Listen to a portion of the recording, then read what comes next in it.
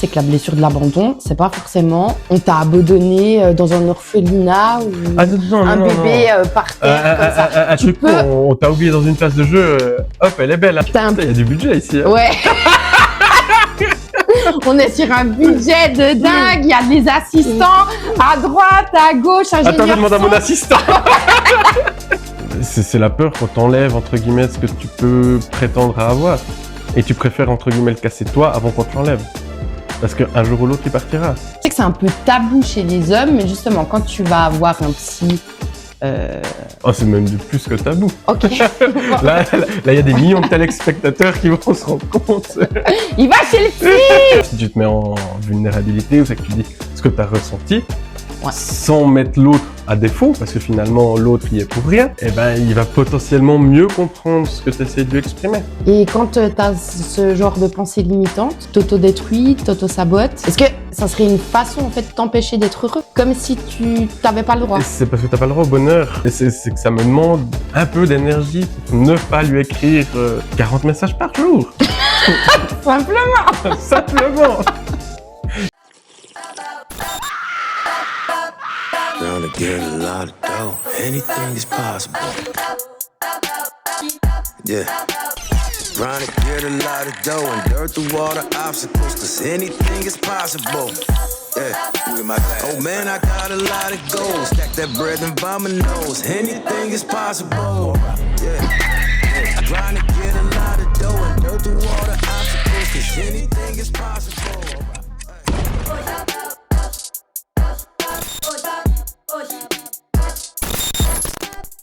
Bonjour à tous, bonjour Kéké. Bonjour Morgane. Merci d'être venu sur mon podcast pour parler de la dépendance affective. Pour commencer du coup, alors je vais te poser des questions. Puis le but c'est vraiment que tu répondes vraiment du tac au tac. Si tu pouvais échanger ta vie avec un personnage de South Park, qui ce serait? Butters. Quel est le flipper qui t'a le plus marqué? Walking Dead. Si tu pouvais créer un flipper basé sur un film, lequel ce serait? Quel est le meilleur jeu d'arcade selon toi? Ouais, t'as une crise. Je sais pas. Joker. Quelle est ta machine d'arcade préférée en ta possession? Oh, mon Maiden. Si tu pouvais être un personnage de Rick et Morty, qui serais-tu? Oh, Rick. Quel personnage des Simpsons te ressemble le plus? Oh, mère. C'est tellement ça. Si tu devais choisir un univers de dessin animé pour vivre, lequel choisirais-tu? Les bisounours. Ah non, ça serait les pires à feu. Ah, c'est pas mal aussi. Ah Oui, les Jetsons. Oui, encore mieux. Mais tellement. Si tu pouvais avoir un dinosaure comme animal de compagnie, lequel choisirais-tu? Un T-Rex, c'est Allez. trop gros. Mais un T-Rex quand même. Au risque de te faire bouffer. Ouais, au risque de te faire bouffer. Quel personnage de dessin animé te ferait le plus rire en vrai? Ah, Cartman, je crois. Ok, je te fais plus simple, la dernière. Si tu serais un dinosaure, tu serais lequel? Un raptor. Donc t'es là pour parler de la dépendance affective. Déjà, qui est Kéké? Si tu devrais te présenter. Je suis Kevin. Voilà. Bon, ok, t'es papa, t'as 36 Je suis ans. papa, j'ai 36 ans, je suis en train de monter une boîte. Boîte de quoi? De flipper et jeux d'arcade. Du coup, tu peux faire ta pub, hein?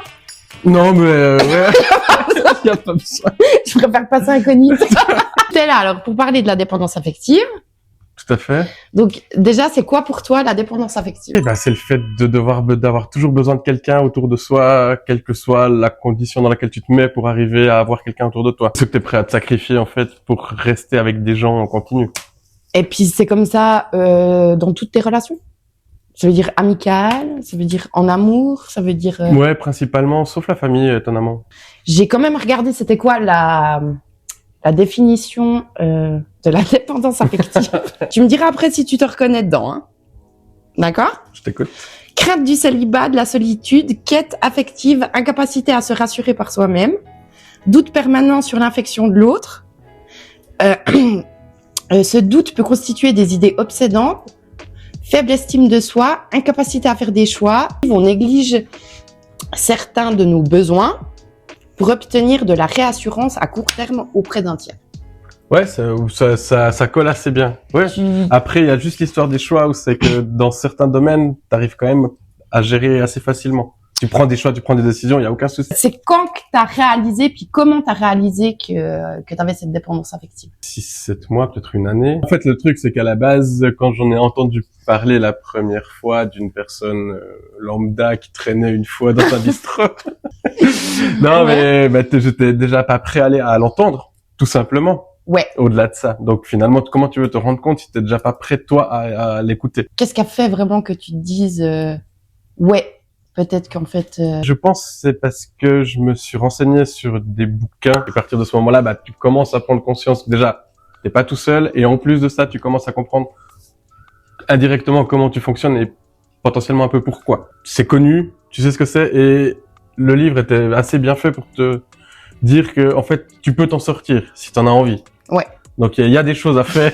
Donc en fait, tu t'es dit, ok, j'ai un problème, Non, ouais, mais tu t'es dit, ah, ça va, on peut faire quelque chose. On peut faire quelque chose et puis t'arriveras à vivre avec et puis c'est pas forcément uniquement parce que les gens ne t'aiment pas. C'est ça en fait que ça t'ouvre finalement. C'était quoi en fait les conséquences de cette dépendance affective en fait dans tes relations?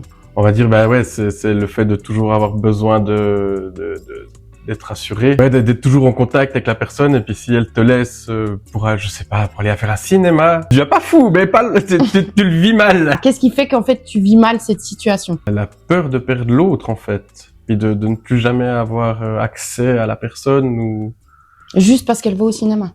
Ouais. Sans jugement. Sans jugement. Sans jugement. Juste.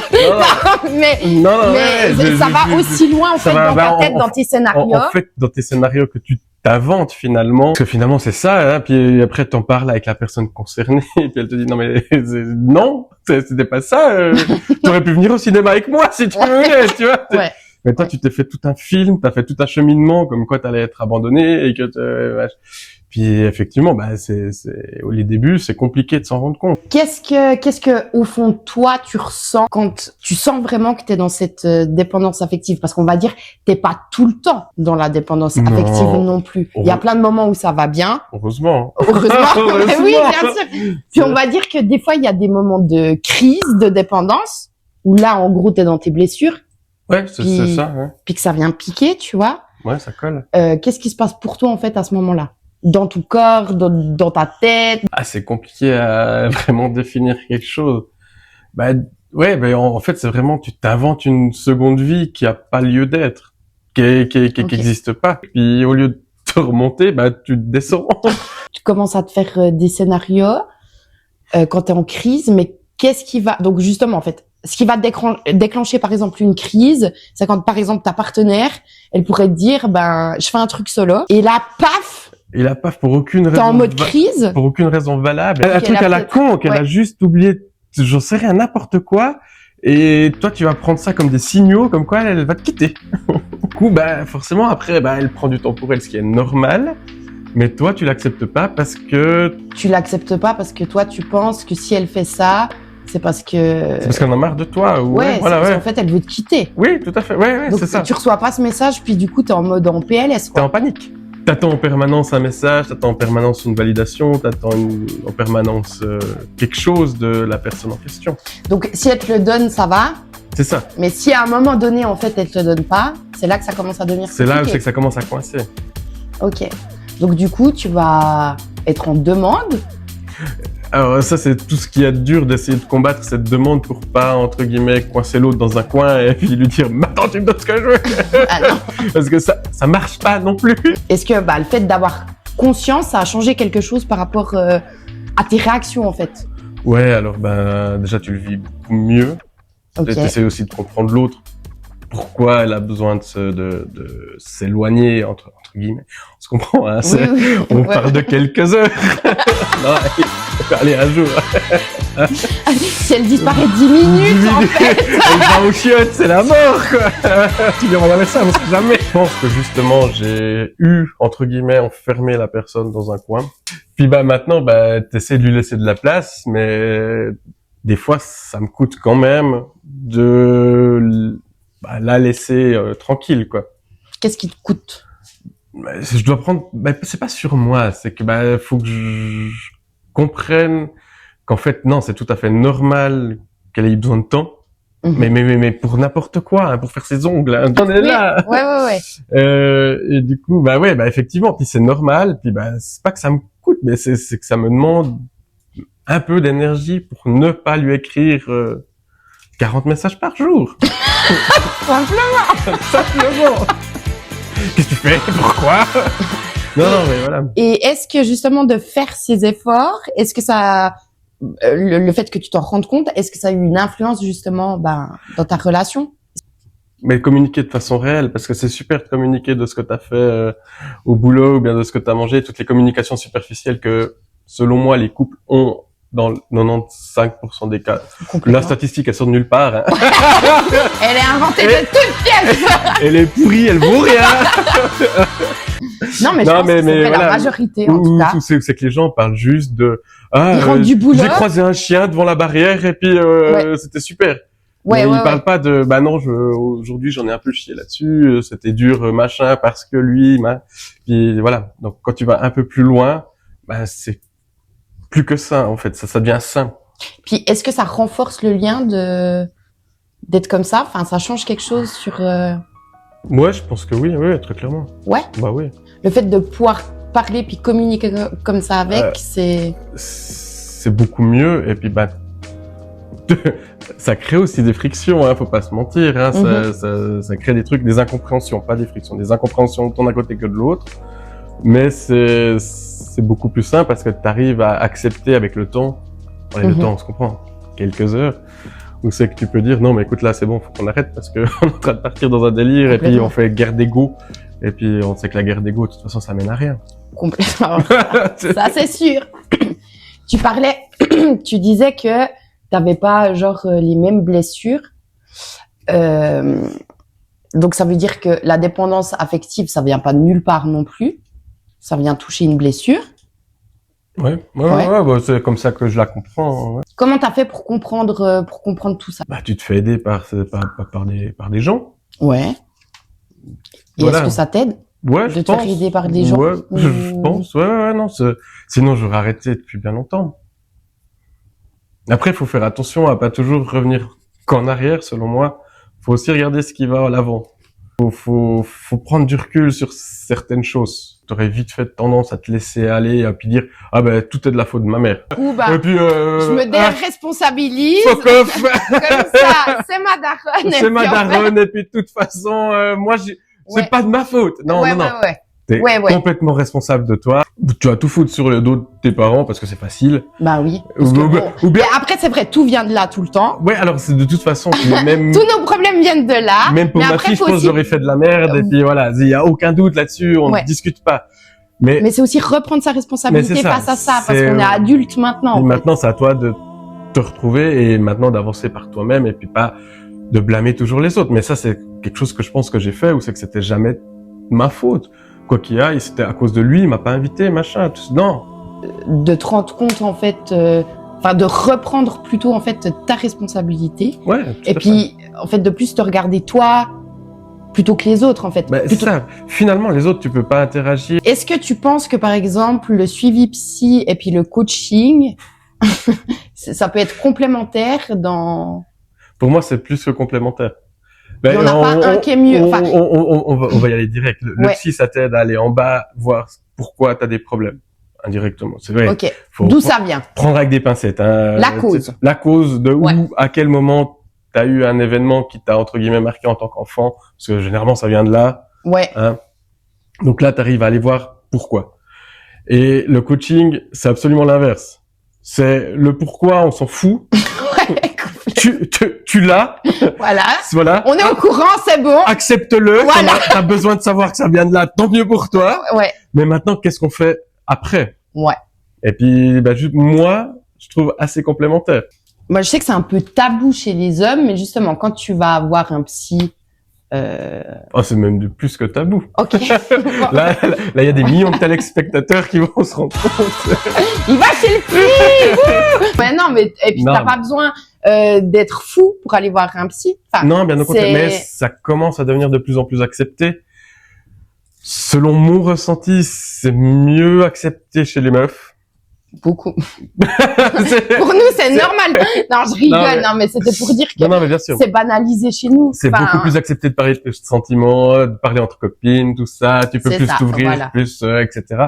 Nous, les hommes, bah, c'est, oh, tu vas boire une bière? Ouais. Oh, je me suis fait larguer. Ah ouais, bah, t'en retrouveras une autre. Voilà. Ok. Merci. Donc, balancer à ton pote, bah écoute, je vais voir le psy, C'est pas évident. c'est pas évident. Je l'ai fait avec quelques personnes, Mhm. mais c'est vrai que dans la masse, normalement, tu le dis pas. Puis comment ça a été accueilli quand t'as osé le faire? Oh, plutôt bien en soi. Ils m'ont pas senti, bah, ils m'ont pas mis en tant que victime, tu vois. Ouais, C'est pas grave d'aller voir un psy, c'est tout à fait normal, en fait. ouais. En Faut pas prendre pour un 2025, fou, à un et moment puis, donné, t'as 35 ans, c'est ça. c'est tout à fait normal.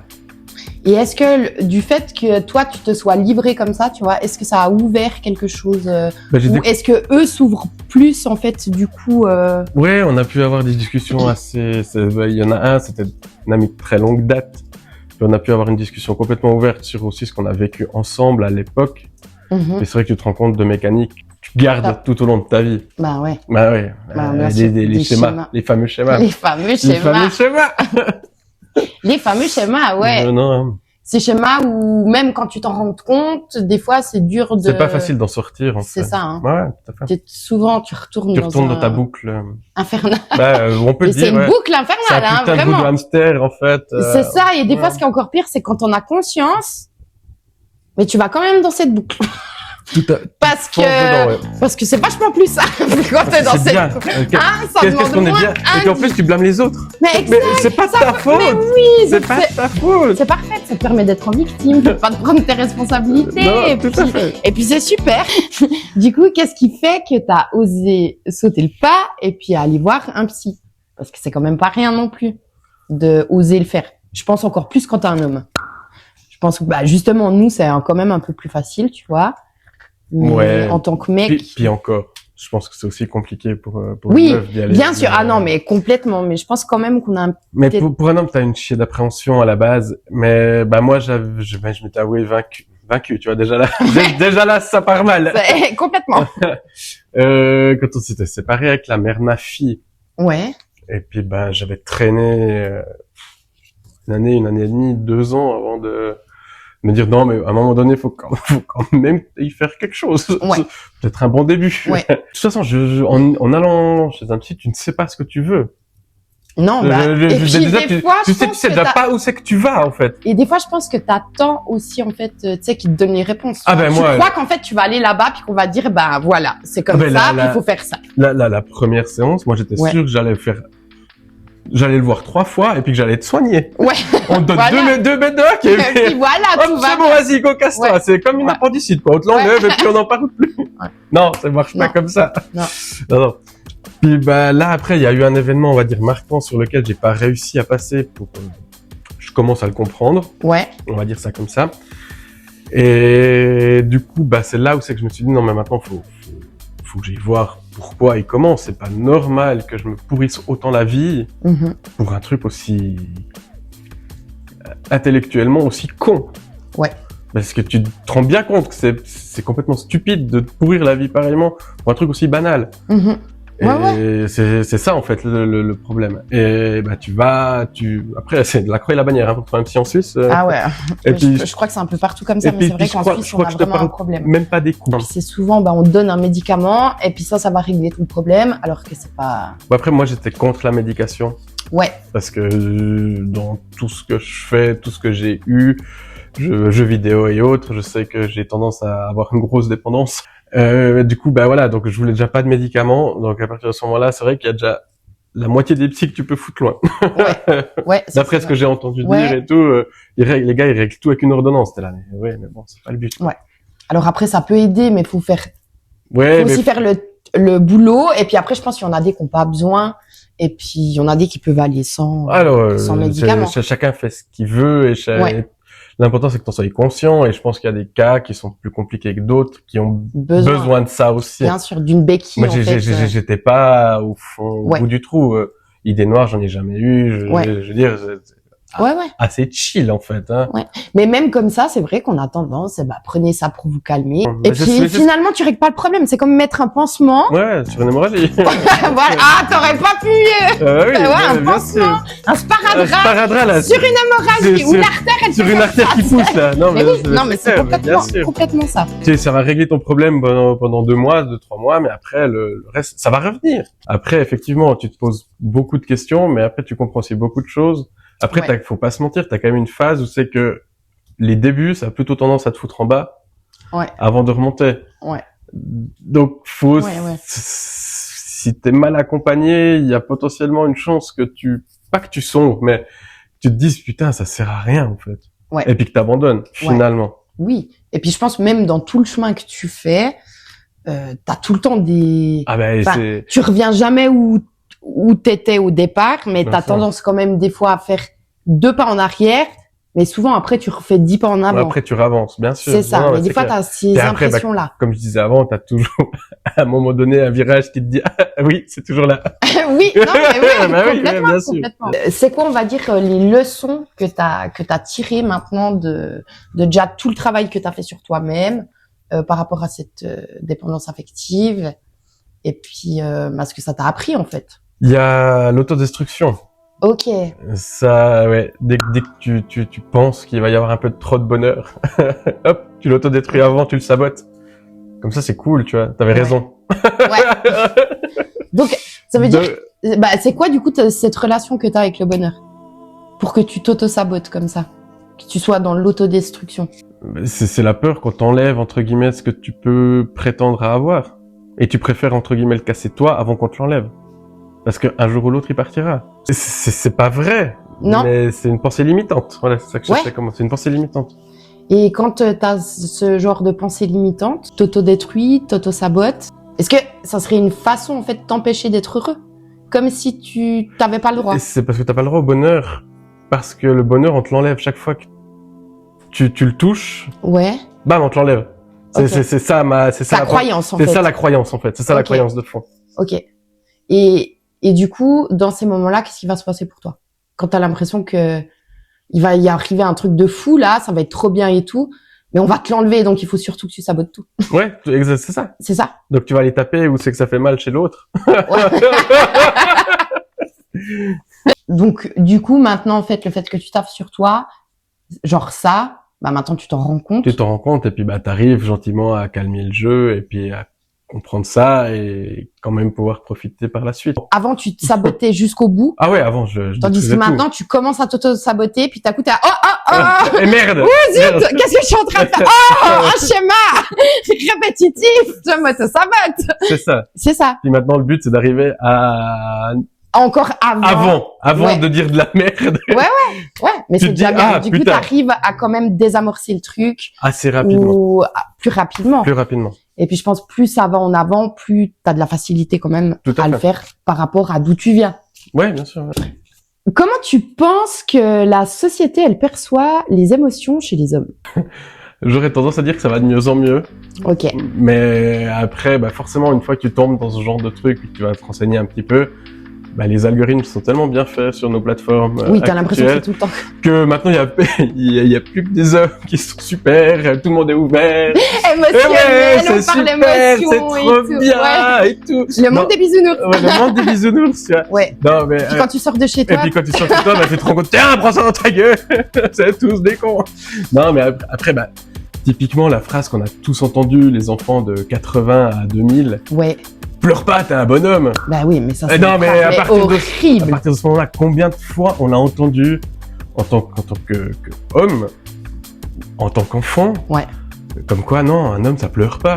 Oui, et puis c'est hyper culpabilisant, en fait. C'est ça. Parce que, en fait, t'es triste, t'as l'émotion qui monte, on te dit, en gros, coupe ça! Arrête. Direct, là. Direct, Là, tu arrête. coupes, c'est pas normal ce que t'es en train de Ouais. faire. Donc après, à chaque fois que ça va t'arriver dans ta vie, tu vas te dire, c'est pas normal. Et puis tu gardes tes émotions, C'est ça. puis tu gardes tes émotions. Bah ouais, tout à fait. Ça te fait peur de faire ce podcast? Oui et non, non, parce que je pense que je suis assez bien dans mes Ok. bottes pour...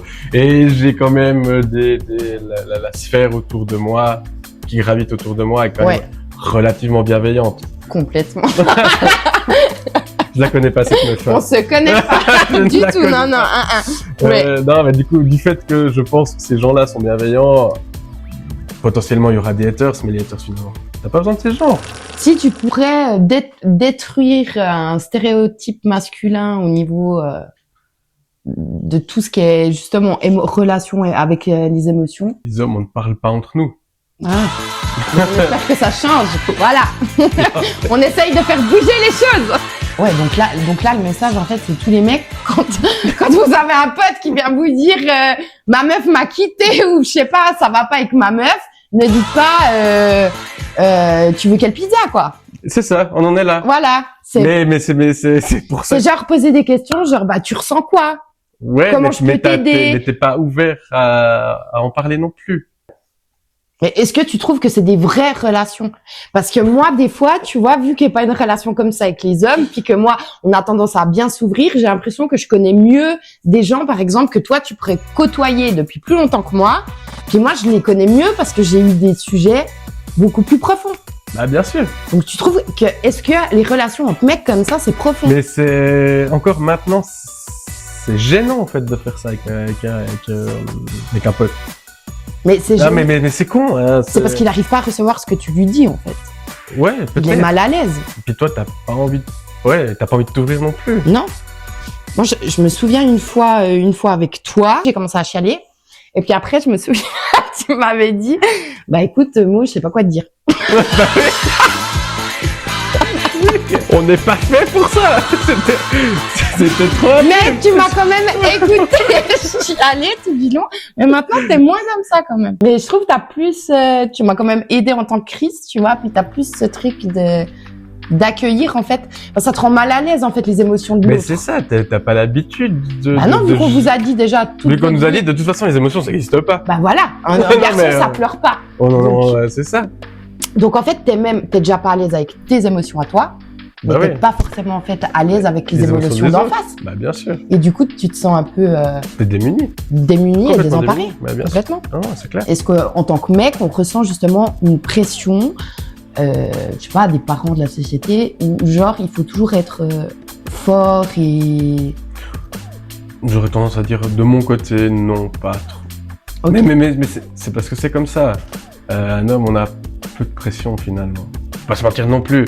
On n'a pas besoin de faire un 34, d'être maquillé comme ça. On n'a pas un standard de Vous avez beauté. de la chance. Non, on n'a pas un standard de beauté qui évolue avec le temps, contrairement aux Non, meufs, quoi. vous vieillissez bien en plus. Et puis en plus, nous, Poivre et sel à la Georges Clooney, et puis... c'est maintenant qu'on grisonne qu'on commence à être... Voilà. Moi, je me pose pas la question de comment je vais m'habiller ce soir. Je m'en fous, en fait. Je prends le premier t-shirt de la pile, et puis premier jeans, et puis je le mets. Ok, ouais, donc en fait, t'es en train de me dire que d'être un mec, c'est plutôt facile, quoi. Sur ce point-là, oui. Ouais. Oui, non, c'est très facile, oui. Qu'est-ce que tu dirais à d'autres mecs qui se rendraient compte, par exemple, dans ce podcast, qui sont peut-être dépendants affectifs dans leur relation? Bah, déjà se renseigner dans un premier temps, parce que je pense que demander de l'aide, ça demande quand même une énergie vraiment folle, surtout actuellement en Suisse. Donc déjà, si t'arrives à déjà faire le premier pas par toi-même, c'est déjà un bon début. Puis après, bah il y a des gens qui arrivent à tout faire tout seul, mais ça, je pense que c'est plus lent. Ouais. Et T'avanceras plus vite, en fait, en te faisant aider ouais, c'est ça. que Je pense. que si tu fais le job solo, quoi. C'est mon point de vue. Après, Ouais, ça ouais, n'engage bien vraiment sûr, que non. moi. Chacun a sa vérité, Ouais, on tout à détient fait. pas la vérité ici. Non, non. Si tu devrais transmettre un message à tous les hommes qui écoutent ce podcast, ça serait quoi? J'ai rien à leur dire. Venez, on va bouffer une pizza. Super, la solution de Le quelqu'un. déni. Le déni Le total. déni total. Ah, je suis venue pour la dépendance Mais affective, pas du tout. Pas Moi, du ça- tout. Tout va bien, en fait. Franchement. Arrêtez de blâmer les autres. Remettez-vous en question, parce que je pense qu'il y a quand même beaucoup de personnes, ben, moi le premier qui l'ai fait, c'est que c'est toujours la faute des autres. Bah ouais. Bah ouais. Donc Ouais, non, si mais tu te remets complètement. pas en question, c'est de toute façon la faute de l'autre. Est-ce que d'être plus vulnérable en tant qu'homme, Ça va, Jeanne?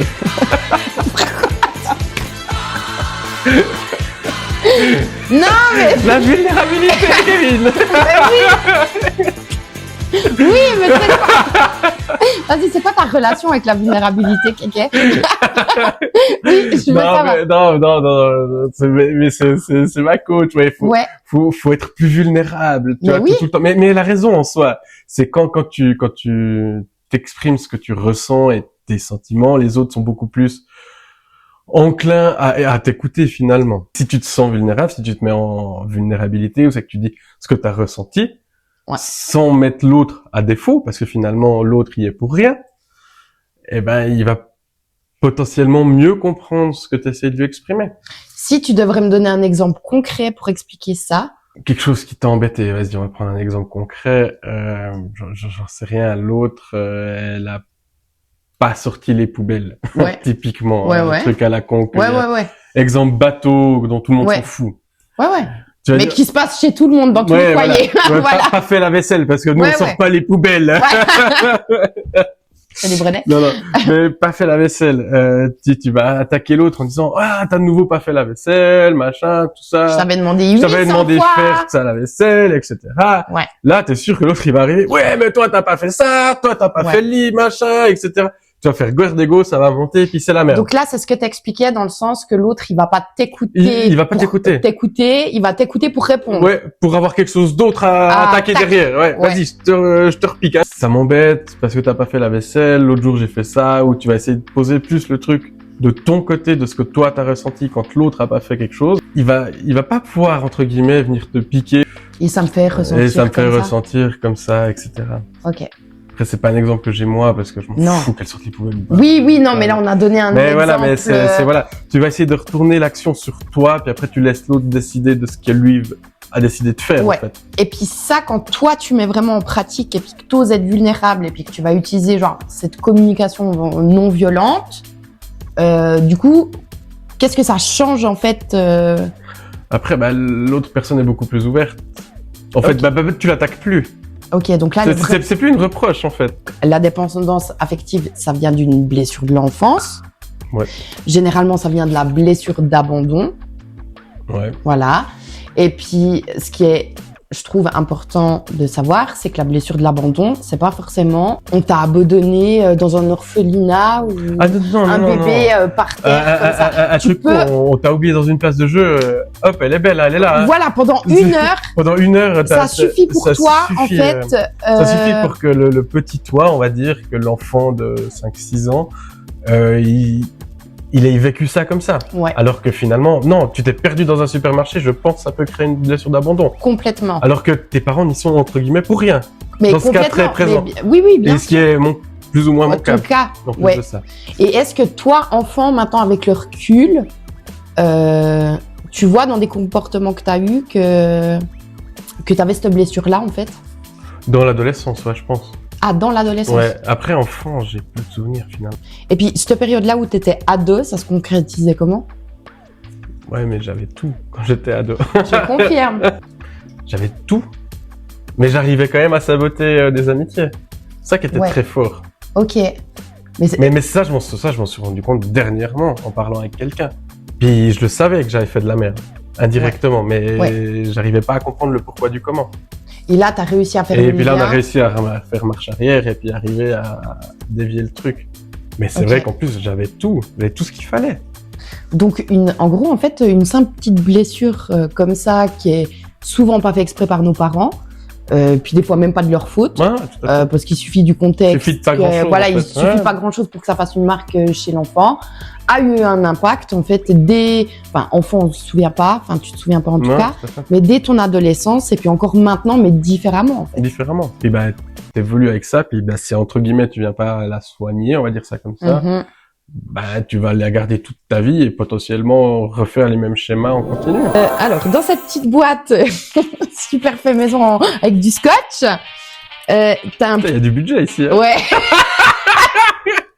On est sur un budget de dingue, il y a des assistants à droite, à gauche, à Attends, je demande à mon assistant. Donc en fait, chaque invité qui vient... c'est la prod qui a fait la boîte. Ouais, exact, la prod. On dit merci à la prod pour cette idée. Attends, le lire, c'est juste pardon. Exact, volontiers. Regarde merci de suivre. Alors, regarde la vie sous un autre angle. Si tu as un coup de mou et tout ira mieux, il y a plein de belles choses qu'on ne voit plus ou pas. La vie est belle. T'es pas obligé de mettre... tu peux mettre une connerie aussi, hein, ça te fait plaisir. T'as libre...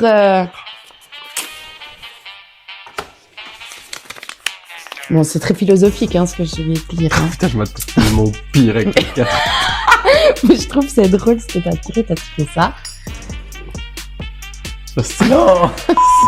Si t'avais l'occasion de voir le petit kéké aujourd'hui, et puis que tu pouvais lui dire quelque chose, un conseil ou lui dire quelque chose. Putain, ça c'est dur. Ouais, ça c'est une vraie question. Ça c'est une vraie question. Ouais, ça c'est une vraie Ça, question. ouais. Ouais. Ouais. Ouais, c'est pour ça qu'on finit là-dessus. Tu vois, je me disais qu'il manquait quelque chose. Non, bah, il y a tellement de choses à lui dire. Bah, vas-y. On a le temps. J'ai remis une nouvelle batterie. Tutuc. Non. Non, bah ouais, mais en gros, quand t'en fais pas, ça va aller. Et puis, t'es pas seul. T'es pas seul, Ouais, je pense que c'est ça. c'est ça? Ouais, Donc c'est ce que t'aurais envie de dire au petit kéké. tout à fait. Encore autre chose? Non. Non, on arrête là. Oui. Ok. Je te remercie pour le podcast. Ça va? Ouais.